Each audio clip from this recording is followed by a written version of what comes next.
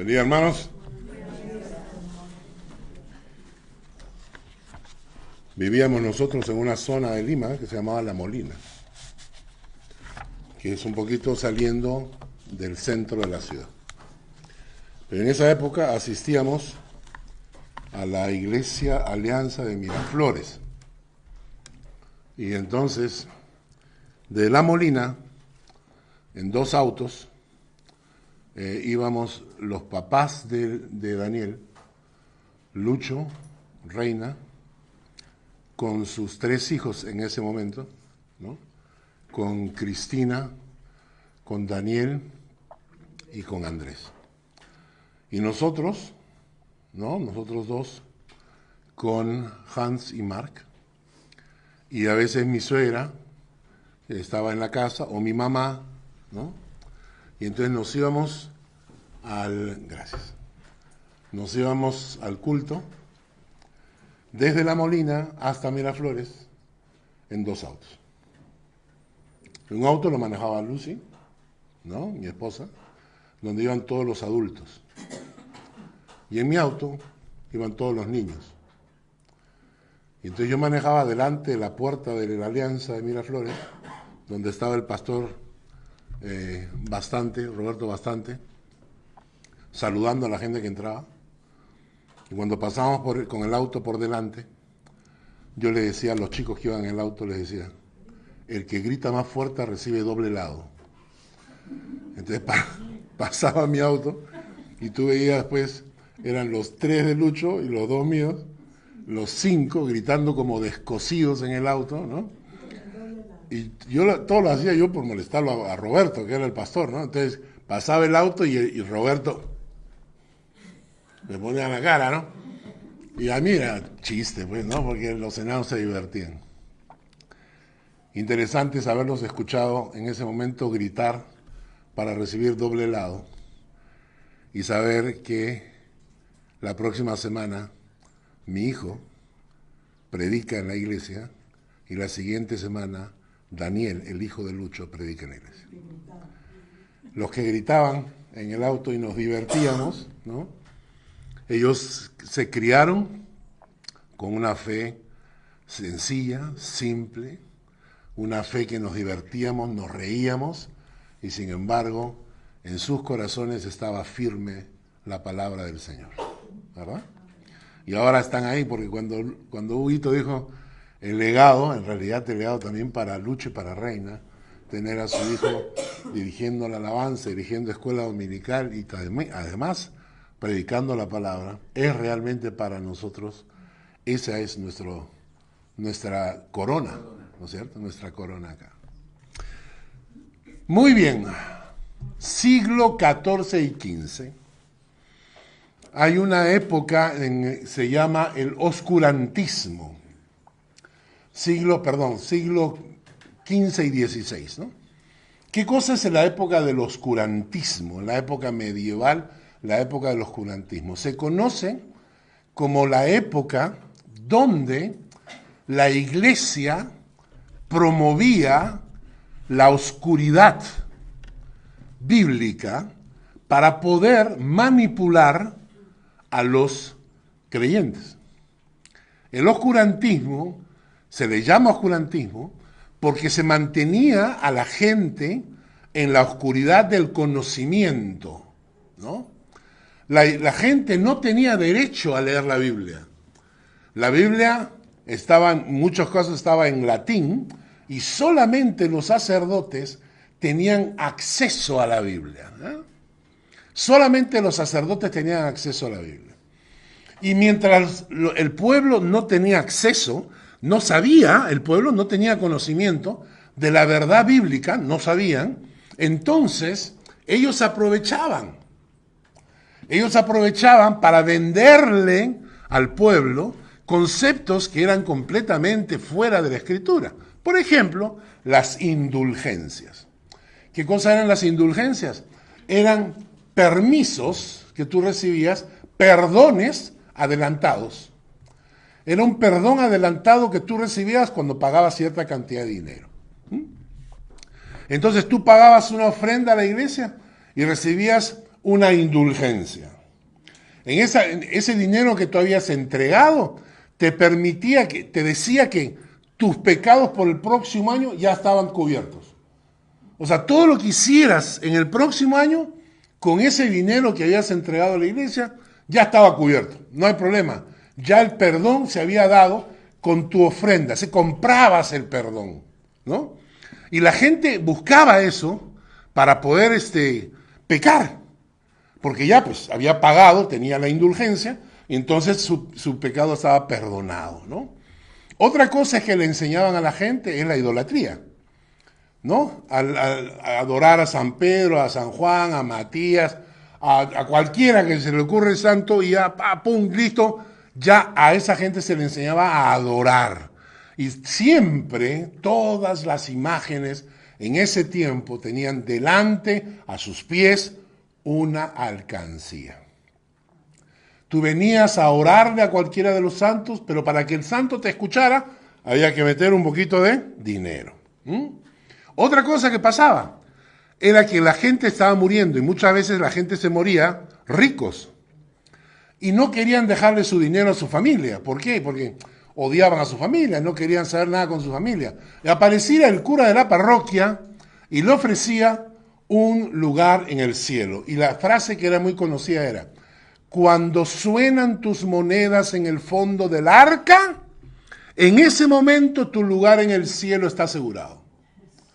Y entonces la gente que se moría, especialmente la que tenía dinero, decía: voy a dejarle mi dinero a mi marido que no lo paso, o a mi mujer que no la quiero, o a mis hijos que no me cuidan, mejor se lo dejo a la iglesia y me aseguro mi lugar en el cielo.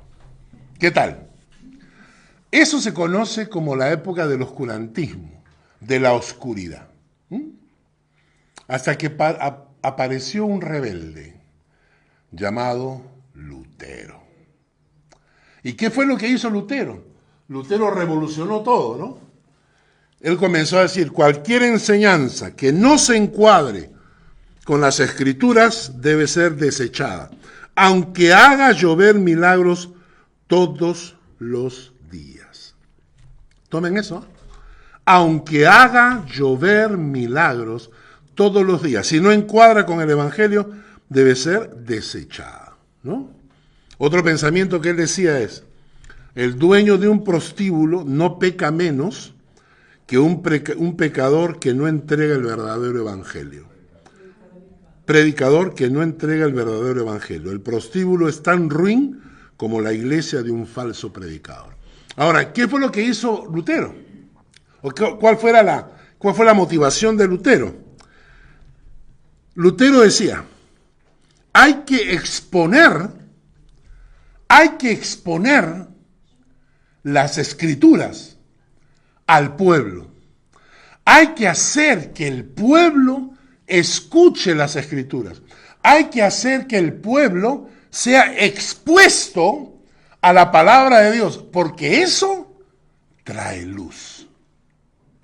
Y entonces, cuando las personas agarraban, y Lutero fue el que tradujo la Biblia al alemán, para que la gente del pueblo tuviera acceso. Entonces, fue una herejía, pues, para los sacerdotes fue una herejía. ¿Por qué? Porque les malograba el business, pues. Les malograba el negocio, ¿no es cierto? Y entonces, cuando Lutero traduce la Biblia y la pone en alemán y expone las Escrituras ante el pueblo, la gente comienza a leer y dice: espera. Acá dice que Jehová, nuestro Dios, Jehová uno es. Y no te inclinarás a ninguna imagen, ni arriba en el cielo, ni abajo en la tierra, ni debajo de la tierra, y que no las adorarás, porque yo soy Jehová tu Dios celoso. ¿Cómo? ¿Cómo? ¿Y la Virgencita de Huachacay? ¿No? Sí, pero si el cura me enseñó a adorar imágenes. Y entonces Lutero, por eso fue perseguido. Y no solamente Lutero, Zwinglio, Calvino, y los que son los pre-reformistas, que algunos de ellos los mataron, como a Juan Hus. A Juan Hus viene antes de Lutero y que decía que eso estaba mal. Y entonces lo quemaron por hereje a Juan Hus, ¿no? Y habían otros pre-reformistas, ¿no? Savonarola, por ejemplo, el sacerdote Savonarola, que no lo pudieron quemar porque su pueblo, donde él vivía, lo protegió de los soldados papales, ¿no? Entonces, cuando estos sacerdotes en esa época, porque eran sacerdotes todos, ¿eh? Lutero era sacerdote, Calvino, todos ellos. Entonces, cuando ellos sacerdotes se enfrentan y dicen, lo que tenemos que hacer es exponer las escrituras para que el pueblo deje su ignorancia, para que el pueblo sepa lo que la Biblia dice. Y cuando el pueblo sepa lo que la Biblia dice, va a ser más difícil engañarles. ¿Por qué? Porque ya cuando tú dices, sí, pero la imagen de la patrona, no, hay que pasearla, ¿no? Y entonces uno dice, pero acá dice que no hay que adorar a nadie, ni inclinarse ante nadie. Y eso les ardía a los religiosos de la época.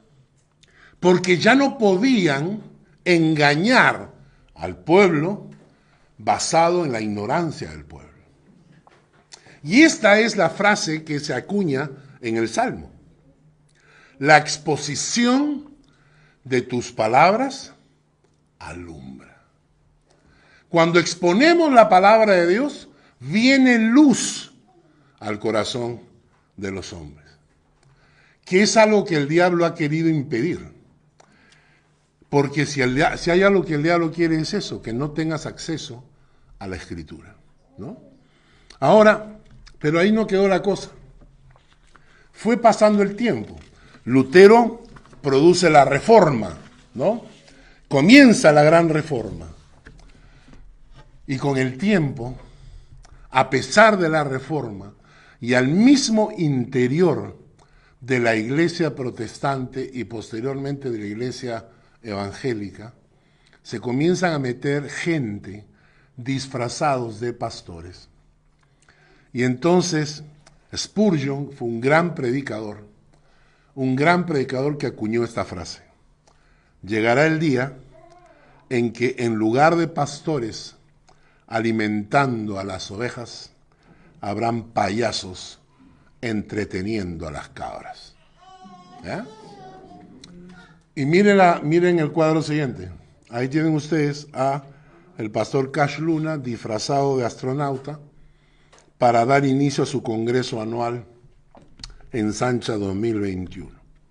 Entonces, y tenemos conocidos, nosotros todos conocemos algunos personajes que son más que expositores de la palabra, son payasitos en el púlpito con muy lindas ilustraciones, unos chistes maravillosos, hacen reír al auditorio, cuentan unas anécdotas que vale la pena tomar nota, pero de la palabra de Dios no exponen nada.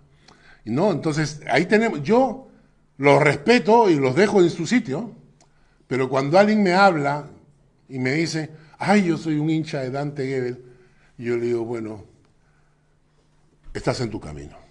¿Por qué? Porque eres un gran motivador, es un gran payaso, es un gran chistoso, es un cuentacuentos, ¿no es cierto? Pero si tú escuchas una prédica y dices, ¿dónde está la palabra? De repente sacó un versículo bíblico al aire.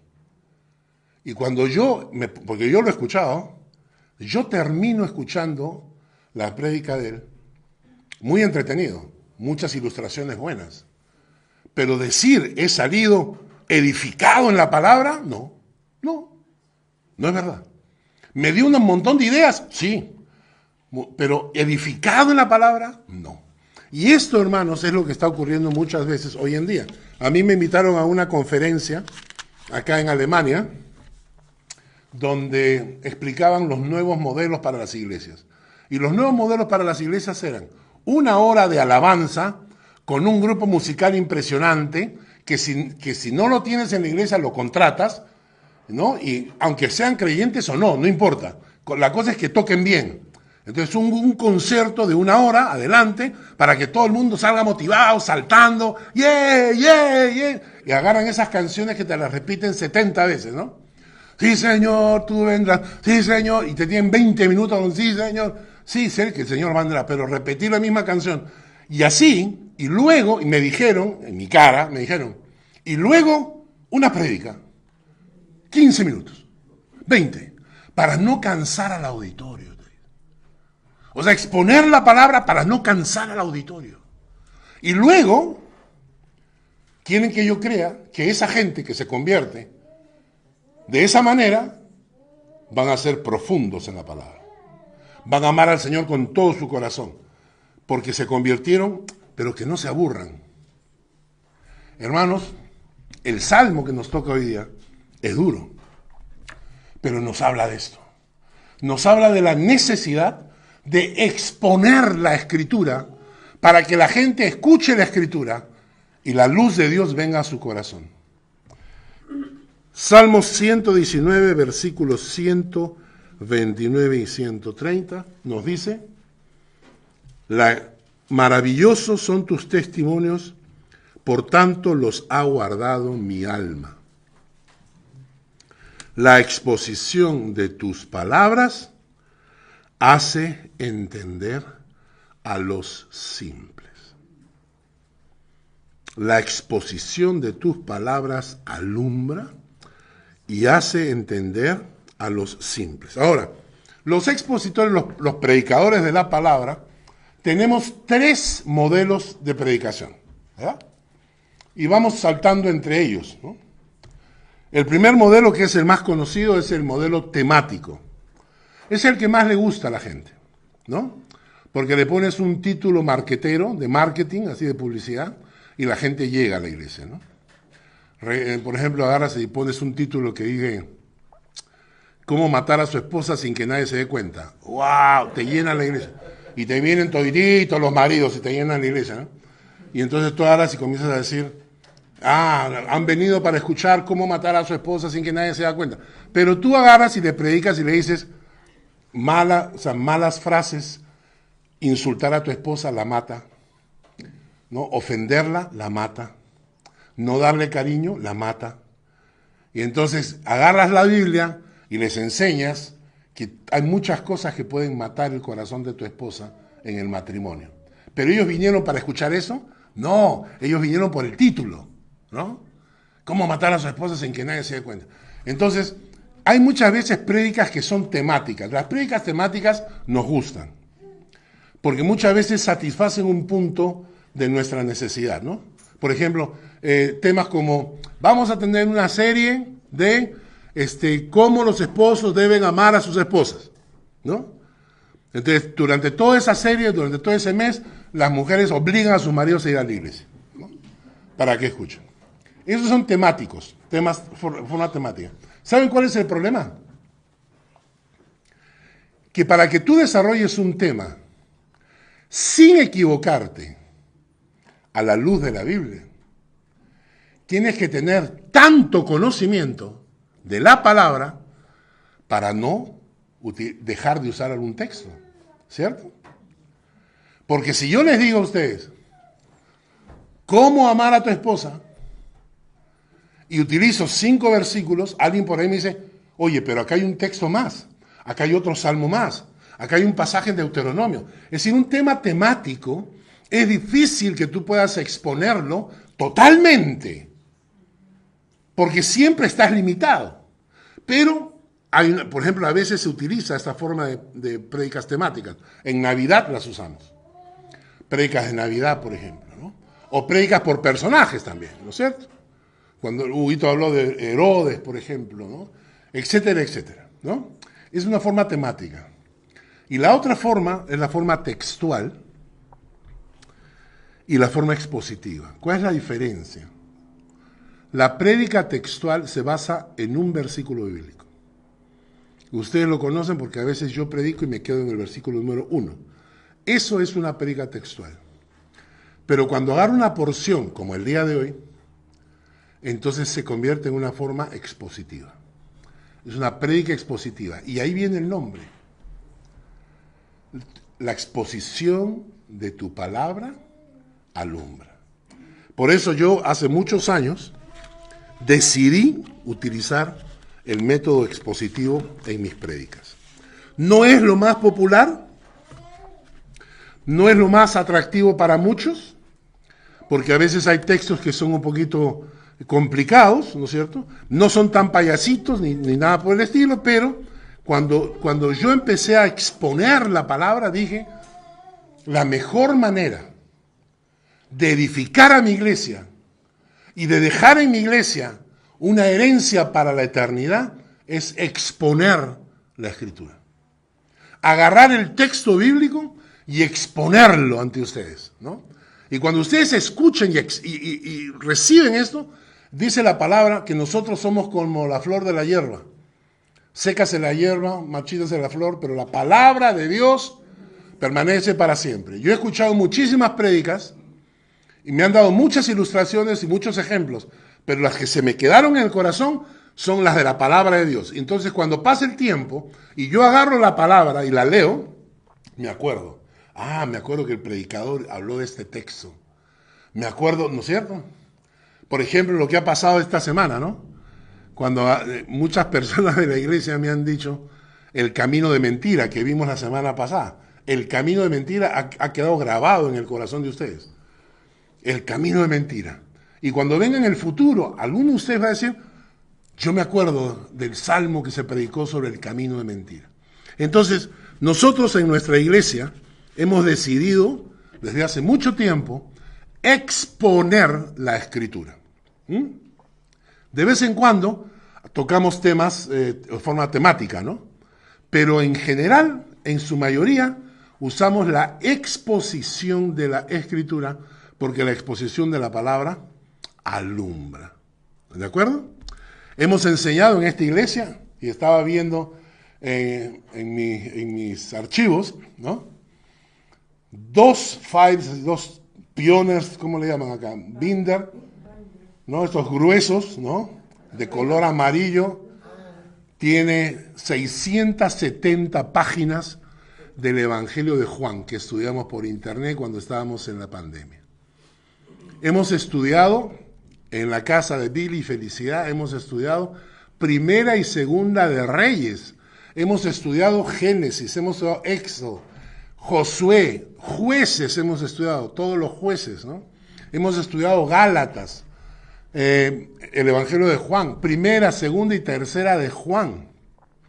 Hemos estudiado Primera y Segunda de Corintios, Tito, Timoteo.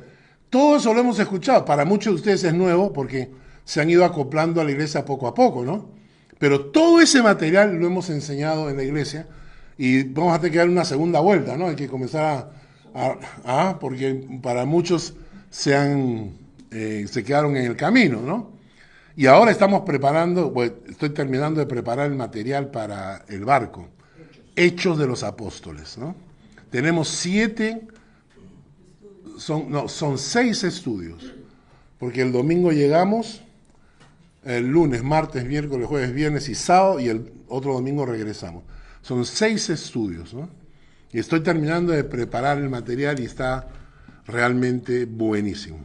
Entonces, la iglesia, nosotros en nuestra iglesia, si alguna vez alguno de ustedes les preguntan, nuestra iglesia se basa en exponer la palabra. El término exponer significa abrir, quitar el velo,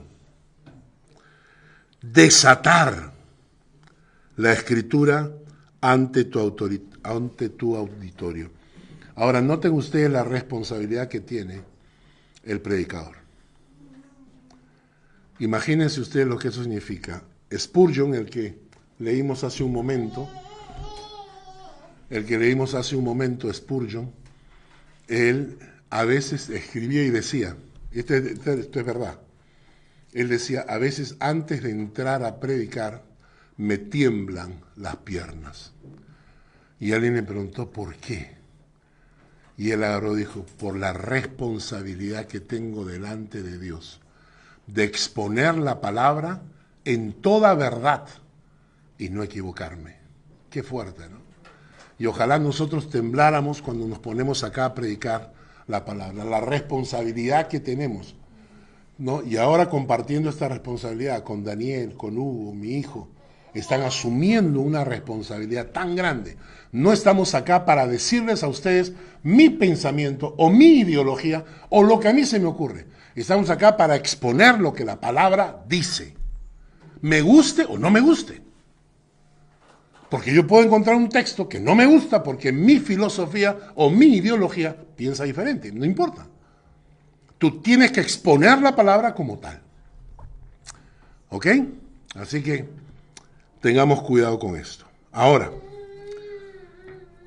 si exponer la palabra de Dios alumbra, la primera cosa que tenemos que poner, o el primer pensamiento que tenemos que tener es este: debo mantenerme lo más que pueda expuesto a la palabra de Dios para que la palabra de Dios alumbre mi camino.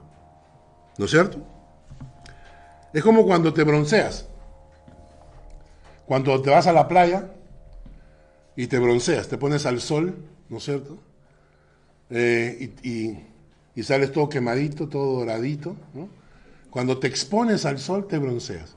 Cuando no te expones al sol, te deprimes. ¿Por qué? Porque tu cuerpo no produce la vitamina D. ¿Cuál? D. La vitamina D. Entonces, cuando no tienes vitamina D, tiendes a deprimirte. Lo mismo pasa con la palabra de Dios. Cuando tú te expones a la palabra de Dios y dejas que la palabra de Dios te hable, tu alma se va iluminando. Cuando tú dejas de exponerte a la palabra de Dios, entonces comienzas a entrar en oscuridad, porque ya no sabes lo que debes creer, a dónde debes ir, por dónde debes caminar. Entonces, el objetivo de mi vida es dejar que la palabra me sature. ¿De acuerdo? Que la palabra me sature. Hay muchísima gente, y hay que decirlo así, hay muchísima gente que no tiene ni idea del futuro que le espera. No tienen ni idea del futuro que les espera, porque no se exponen a la palabra, porque no permiten que la palabra les hable. Y en su ignorancia, entonces van encaminándose por el camino ancho, y no saben que el camino ancho es camino de perdición. Y cuando uno los ve, te da pena, ¿no es cierto? La segunda cosa que debemos entender es que debemos mantener expuestos a la palabra de Dios a nuestros hijos, para que la palabra de Dios alumbre la vida de nuestros hijos. La Biblia dice: instruye al niño en su camino, y aun cuando fuere viejo no se alejará de él. Cuán importante, hermanos, es permitir que nuestros hijos se empapen de la palabra. Claro que sí, cuando ellos crezcan, ellos van a tomar sus propias decisiones. Su propio corazón va a reaccionar, no importa. Pero cuando llegue ese momento, tú has trabajado para Dios. Y lo que has hecho ha sido exponer a tus hijos a la palabra de Dios. Y la palabra de Dios no vuelve a él vacía. Lamentablemente, muchos padres no lo han hecho, no lo hacen. Y entonces cuando ya los hijos crecen, ya es demasiado tarde. No expusieron a sus hijos lo suficiente a la palabra de Dios. Y entonces con el tiempo, eso pasa factura. Y se los digo por amigos míos personales, que tenían un cierto tipo de pensamiento y sus hijos no fueron expuestos a la palabra de Dios. Y ahora que son adultos, el diablo influyó en ellos más. Entonces, cuando nosotros, por ejemplo, cuando tú estás exponiendo a tus hijos a la palabra de Dios, ¿tú crees que el diablo espera que sean adultos? O sea, ¿tú crees que el diablo dice, no, hay que esperar los 18 años, ¿ya? ¿De acuerdo, Dios? Ni tú ni yo, ¿de acuerdo? Hasta los 18 años. ¿Tú crees que el diablo va a decir eso? El diablo va a decir, qué bueno, acá hay uno más, ¿eh? Entonces, atacan a tus hijos desde la escuela, en el colegio, los amigos, en la calle, en la televisión, el cine. Atacan a tus hijos con pensamientos que son anticristianos. Y tú, en lugar de contrarrestar eso, haciendo que tus hijos sean expuestos a la palabra, estás permitiendo que el diablo gane en el corazón de tus hijos. Repito, naturalmente que llegará el momento en que tus hijos tomarán su propia decisión, eso es obvio. Y ahí no puedes hacer nada porque es su decisión con el Señor. Pero tú tienes que hacer que tus hijos sean expuestos a la palabra. Y mire lo que voy a decir, va a ser algo muy duro, ¿eh? Cada domingo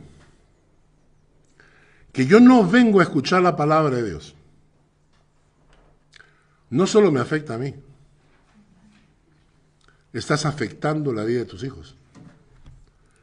Porque si tú no quieres escuchar la palabra de Dios o tienes otras cosas que hacer que son más importantes,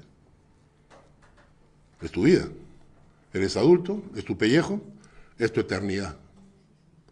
Pero debes entender que si tú, por quedarte en casa o hacer otra cosa, no hiciste que tus hijos vengan, no solo afectaste tu vida o la de tu matrimonio, afectaste la vida de tus hijos que no tuvieron contacto con la palabra. Y hermanos, eso pasa factura. Tengo amigos míos, creyentes, creyentes en Cristo, que no hicieron que sus hijos fueran expuestos a la palabra. Y ahora se arrepiente. El hijo no conoce al Señor, no va a ninguna iglesia, se casó con una mujer incrédula, viven sus vidas aparte del Señor, y cuando sus padres les hablan, ya es demasiado tarde.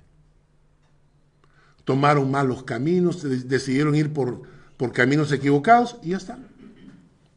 Ya está. Y a veces, hermanos, nos toca a nosotros ahora interceder por ellos, ¿verdad? Porque cometimos errores. Así que la primera cosa es que tú tienes que ser expuesto a la palabra de Dios para que la palabra de Dios te alumbre. Pero dos, tienes que exponer a tus hijos a la palabra de Dios, para que la palabra de Dios alumbre sus corazones y contrarreste el trabajo que el diablo hace para meterse en la vida de ellos. Y hay una cosa que el diablo quiere hacer, y es alejarte de la palabra de Dios.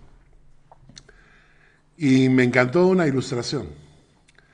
Alguien dijo, el diablo y sus sonajeras. Ahora que tenemos a mi nieta, no les voy a contar lo que hizo mi nieta el otro día, una vergüenza, pero nos hemos reído hasta morir, ahora después se los cuento. Y estábamos, entonces, veo a mi nieta, a mi nieto más pequeño, y veo las sonajeras. ¿Y qué función tienen las sonajeras? Cuando el niño empieza a llorar o está incómodo, entonces tú agarras una sonajera y la comienzas a mover. Mira, mira, mira, mira, mira. Y el niño se olvida que está llorando, se olvida que tiene hambre, se olvida de lo que sea y se distrae con la sonajera. ¿Sabes que el diablo tiene miles de sonajeras a tu alrededor? ¿Qué tal? Cualquier cosa que el diablo quiere hacer para alejarte de la palabra de Dios, para quitar la palabra de tu corazón, cualquier cosa que haga que tú dejes de exponerte a la palabra de Dios, es una sonajera del diablo. ¿Qué tipo de sonajeras usa? ¿Ah? Si la Biblia no fuera tan importante, ¿por qué es el libro más perseguido en la historia de la humanidad? ¿Alguna vez han escuchado ustedes que se ha perseguido el Corán? No. ¿Se han perseguido los libros hindúes, el Bhagavad Gita y todo eso? No. ¿Se han quemado los libros budistas? No, tampoco. ¿Por qué la Biblia es el libro más perseguido, quemado, prohibido? Así es, perseguido, quemado, prohibido, escondido. ¿Por qué? Porque el diablo está preocupadísimo en que la gente no tenga acceso a la palabra de Dios. Y el diablo está haciendo de todo. Y recuerden, si yo me preguntara, ¿por qué la Biblia es el libro más perseguido en la historia? ¿Por qué? ¿Acaso la Biblia tiene algo que te causa daño? ¿Acaso los 10 mandamientos causan daño? ¿Por qué hay tanta gente persiguiendo la Biblia? Porque son instrumentos tontos del diablo. Porque lo que el diablo quiere es que no leas la palabra. Y cuando escuchas a una persona que dice, la Biblia? No, yo no leo eso. Yo soy súper moderno, ¿me entiendes? Yo estoy superadazo, yo no leo esas cosas. Y te preguntas y le dices, ¿tú la has leído? No. ¿Por qué no la lees? Porque mi amigo me dijo. Mi amiguito me dijo que yo no leo la Biblia. Entonces te dejas llevar por los amiguitos y te alejas de la palabra. Y en la exposición de la palabra, ¿qué pasa? Alumbra. No te expones a la palabra y la luz de Dios no alumbra tu corazón. Miren el pasaje que conocemos todos, Mateo 13. En Mateo 13, versículos 18 en adelante.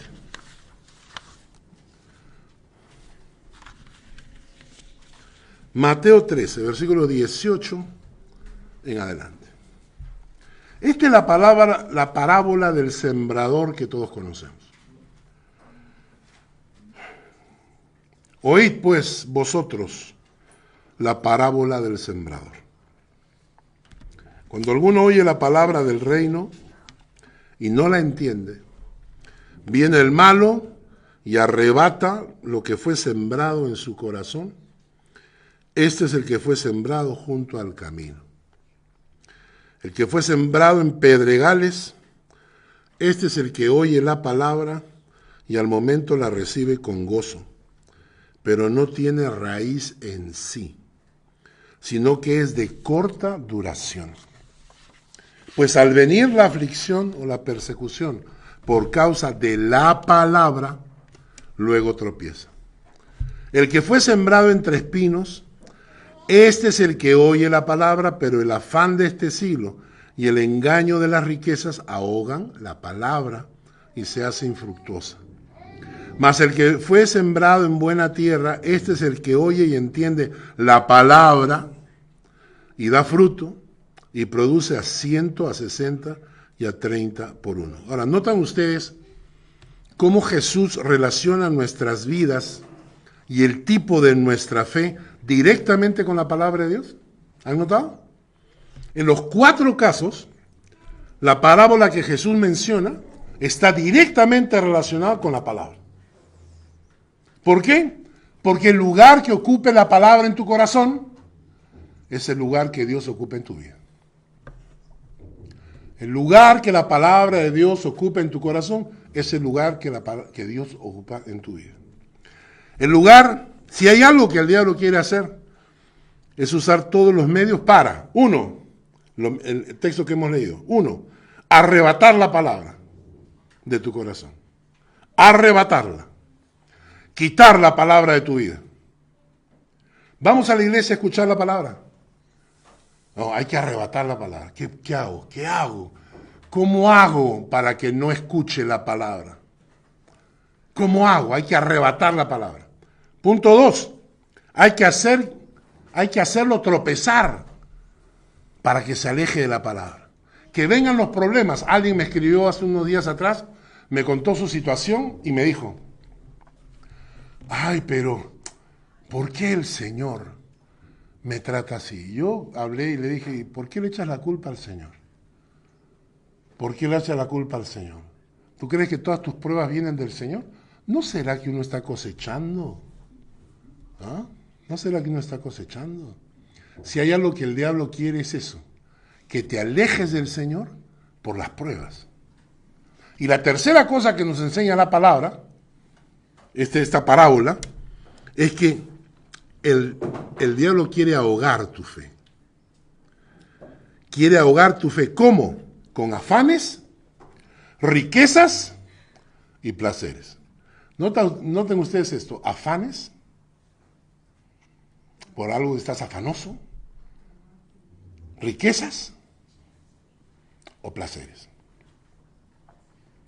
Y de esa manera el diablo quiere ahogar la fe, la palabra, en tu corazón. Todo esto, el hecho de arrebatar la palabra, de hacerte tropezar para que te alejes o ahogar la fe, todo el diablo lo hace en relación a la palabra, para que la palabra no tenga efecto en tu vida y para que tú te conviertas en una de esas tierras secas, áridas e incapaces de dar fruto.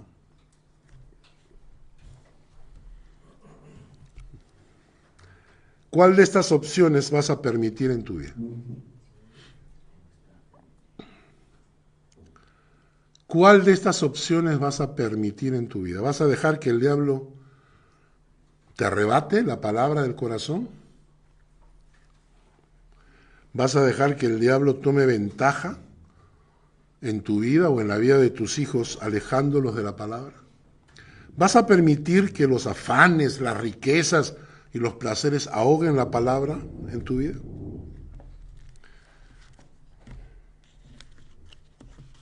Qué interesante. La exposición de tus palabras alumbra. Uno debería estar consciente y permanentemente tratando de ser expuesto cada vez más a la palabra de Dios. Que tus hijos estén expuestos a la palabra de Dios. Y voy a repetir esa frase para que se grabe. Cada vez que tú por algún motivo, alguna circunstancia, no asistes a la iglesia, no te estás afectando solo tú, estás afectando la vida de tus hijos que no tienen acceso a la palabra de Dios. Y por último, el diablo va a estar alrededor buscando apartarte de la palabra y te va a ofrecer todo lo que sea necesario. ¿Por qué? Porque mientras más acceso tengas a la palabra, más luz habrá en tu corazón, buscando a quien devorar. El pasaje que nos toca tiene 5 puntos. Acabamos de ver el primero, la exposición de tus palabras alumbra. El segundo es los que aman a Dios. El tercero, ninguna iniquidad se enseñoree sobre ti. El cuarto, haz resplandecer el rostro de Dios. Y el quinto, llora e intercede por la vida de tus familiares y amigos, por los que están lejos de Dios. Pero eso lo vamos a ver cuando regresemos del barco, para que no se quede aquí a media caña. Entonces, cuando regresemos del barco vamos a seguir tomando los siguientes puntos. Así que vamos a orar para que el Señor... Sí. ¿Puedo preguntar algo? Lo que ustedes van a hacer en el barco, ¿lo van a grabar para los que después no podamos ver? Los que no vamos en esta ocasión. Lo vamos a grabar. Sí, sería bueno. Lo vamos a grabar de todas maneras, pero no sé si se lo voy a dejar ver. Porque están castigados, porque no quieren ir. Porque no han querido ir. Entonces, como no han querido ir, se quedan en la ignorancia. Qué malo. Y hemos hecho unos cuadros. ¿Se recuerdan los cuadros del año pasado de Apocalipsis? No, los vamos a grabar ya después cuando lleguemos a Lima, a la casa. Cuando tu moneda llegue al fondo, Sí. ahí verás. No, el año pasado les entregué unos cuadros de Apocalipsis que fueron he terminado de preparar los cuadros del nuevo material que vamos a hacer, no de Apocalipsis, sino de otro libro de la Biblia, de Hechos. Así que vamos a tener un muy buen tiempo estudiando la palabra. De todas maneras, sí lo vamos a grabar y vamos a pensar si lo dejamos ver. Depende cómo caigan las moneditas. Ah, verdad, las moneditas. Bueno, vamos ahora para terminar la prédica de hoy. Señor, gracias por este tiempo, gracias por tu palabra. Gracias por el ejemplo de estos hombres que supieron predicar la palabra como Lutero, como Calvino, como Zwinglio, como Juan Hus, como Savonarola, como Wycliffe, que se enfrentaron a la religión de turno para poder exponer tu palabra y que el pueblo recibiera luz y fueran alumbrados. Ellos abrieron nuestro camino, algunos de ellos tuvieron que pagar con sus propias vidas, pero ellos abrieron su camino, nos enseñaron la importancia de exponer la palabra, Señor, de exponer la Escritura para que tu pueblo tenga luz. Oh Padre, te pedimos perdón a nombre de muchos predicadores y pastores que en lugar de predicar tu palabra están payaseando con la gente, predicando doctrinas equivocadas, filosofías humanas. Padre, perdónalos, Permite que en esta iglesia tu palabra sea predicada de tal manera que tu pueblo sea alumbrado, porque la exposición de tu palabra alumbra. Padre, llévanos con bien al barco, permite que los estudios en el barco sean de bendición y que el tiempo que vamos a pasar juntos, como fue el año pasado, sea tiempo de amistad, de reírnos juntos, de disfrutar el tiempo juntos, pero también de crecer en tu palabra. Y tráenos con bien, Señor. Cuídanos en el camino de ida, en el camino de vuelta. Cuídanos y bendícenos, oh Dios. Gracias. Y bendice a la iglesia que se queda. Y bendice los estudios que habrán. Y bendice a Hans en su prédica y a Daniel en su prédica. Gracias, oh Dios, porque tu palabra expuesta alumbra. En el nombre de Jesús. Amén.